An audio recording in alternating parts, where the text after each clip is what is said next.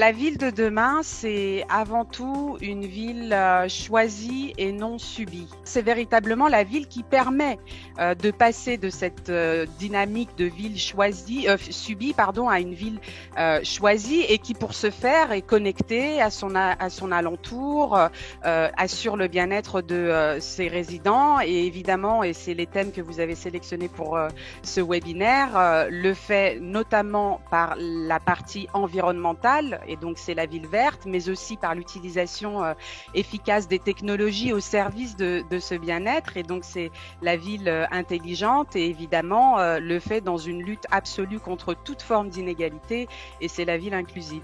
Sur la question de la ville, je pense que ce qui est vraiment important, c'est que chaque ville elle est unique dans le monde. Et ce qui me frappe quand je travaille avec des villes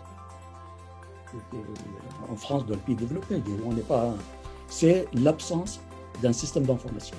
Aujourd'hui, nous avons la chance, parce que avec toutes ces technologies, avec un monde qui est de plus en plus connecté, de pouvoir collecter ces informations. Et retenir également que le SMART est un accélérateur de développement et n'est pas le pilier de développement. C'est un adjuvant au développement et n'est pas le pilier. Il ne faut pas faire le travail inverse. D'abord réfléchir aux fondamentaux urbains et le SMART viendrait comme une cerise sur le gâteau. Nous avons adopté ce que nous avons appelé l'éco-conception. L'éco-conception est une approche inclusive, systémique de tout l'écosystème qui appartient au projet. Parce que quand on entend inclusion, tout de suite, on pense à la disparité sociale. Et tout de suite, on pense à l'inclusion au sens social du terme.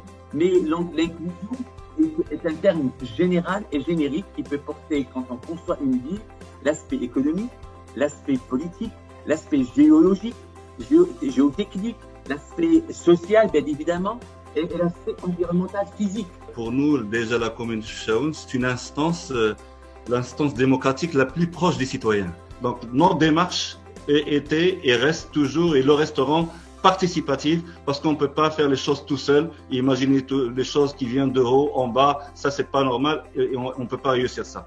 Puis nous avons créé des instruments de participation. Donc les conseils municipaux des enfants, le conseil participatif de l'énergie, climat et développement durable, les instances d'égalité et genre, etc. Et avec ces instances-là et la société civile, nous avons commencé à faire la planification.